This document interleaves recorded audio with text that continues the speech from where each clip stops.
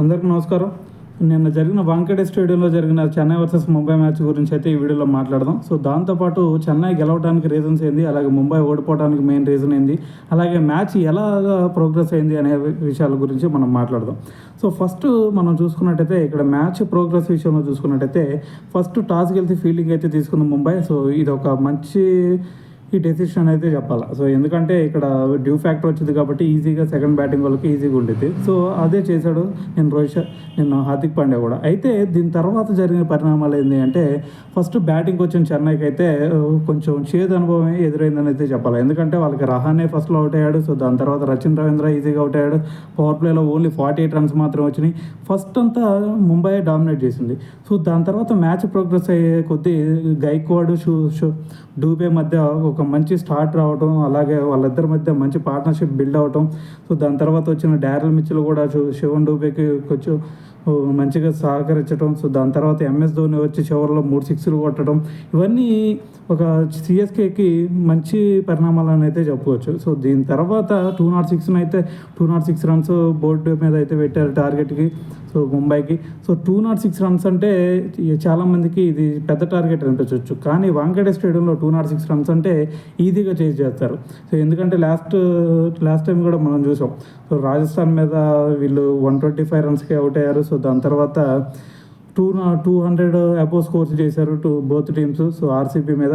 So దాన్ని చూస్తే ఈ వాంఖేడే స్టేడియంలో 200 చేసి చేయడం అంత పెద్ద కష్టమైన పని అయితే కాదని అయితే చెప్పుకోవచ్చు. దాంతోపాటు ఇక్కడ చాలా స్మాల్ బౌండరీస్ ఉంటాయి, అలాగే బ్యాటింగ్కి మంచిగా అనుకూలించే పిచ్. సో దీన్ని అంతా చూస్తే మనం బ్యాటింగ్కి అయితే 206 రన్స్ చేయడం పెద్ద కష్టం అనేది అయితే కాదని అయితే చెప్పుకోవచ్చు.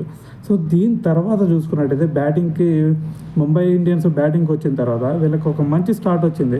సో వాళ్ళకి సిఎస్కేకి 48 రన్స్ పవర్ ప్లేలో వచ్చింది, కానీ ఇక్కడ వీళ్ళకి 63 రన్స్ పవర్ ప్లేలో పార్ట్నర్షిప్ వచ్చింది.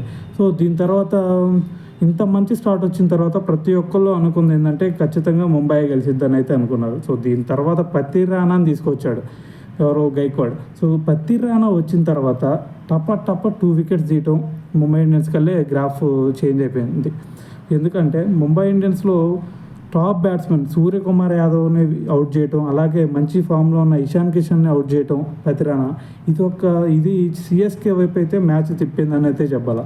సో నిన్న పతిరానా కనుక స్కై వికెట్ కనుక తీగిపోయినట్టయితే మ్యాచ్ ఖచ్చితంగా వారు వన్ సైడ్ అయిపోయేదని అయితే మనకు తెలుసు. సో స్కై గ్రీజ్లో ఉన్నంతసేపు ఎలాంటి విధ్వంసం క్రియేట్ చేస్తాడో, మ్యాచ్ని ఒంటి చేత్తో ఎలా టర్న్ చేస్తాడో మనందరూ తెలిసిందే. సో నిన్న స్కై వికెట్ కనుక తీగిపోయినట్టయితే మ్యాచ్ ఖచ్చితంగా ముంబై వైపు అయితే టర్న్ అయ్యేది. సో దాని తర్వాత తిలక్ వర్మకి అలాగే రోహిత్ శర్మకి ఒక మంచి పార్ట్నర్షిప్ వచ్చింది. సో దాన్ని కొంచెం సేపు కంటిన్యూ చేశారు. సో దాని తర్వాత హార్దిక్ పాండ్యా వచ్చాడు. హార్దిక్ పాండ్యా ఒక చెత్త ఇన్నింగ్స్ అయితే ఆడాడని చెప్పాలా. సో నేను బౌలింగ్లో ఫస్ట్ 2 ఓవర్స్లో మంచిగా వేసిన, లాస్ట్ ఓవర్లో 26 రన్స్ ఇచ్చాడు. సో దాని తర్వాత బ్యాటింగ్లో చూసుకున్నట్టయితే ఒక మంచి అగ్రెసివ్ ఇన్నింగ్స్ ఆడతాడు అనుకుంటే బ్యాటింగ్లో కూడా నిన్న నిరాశపరిచాడు.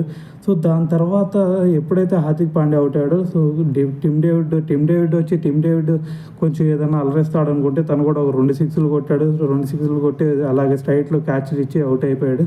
సో నిన్న కనుక టిమ్ డేవిడ్ కొంచెం సేపు ఉన్నట్టయితే, ఇంకా చివరి వరకు ఉన్నట్టయితే రోహిత్ శర్మతో పాటు, సో ఖచ్చితంగా ముంబై ఇండియన్స్ గెలిచేది అని అయితే చెప్పాలి. సో కానీ బ్యాట్ లక్ ముందే అవుట్ అయిపోయాడు. సో దాని తర్వాత రొమారో షెఫర్డ్ ఏదన్నా కొంచెం ఆదుకుంటాడేమో, సిక్స్లు కొడతాడేమో అనుకుంటే తను కూడా పతిరానా బ్రిలియంట్ యార్కర్తో అవుట్ చేశాడు. సో నిన్న మ్యాచ్ గెలవటానికి సిఎస్కే మెయిన్ రీజన్ ఏంటి అంటే పతిరానా తీసిన 4 వికెట్లు, ఎంఎస్ ధోని కొట్టిన 3 సిక్స్లు, అలాగే శివన్ డూబే చివరి వరకు తీసుకొచ్చిన తన మంచి ఇన్నింగ్స్ అని అయితే చెప్పొచ్చు.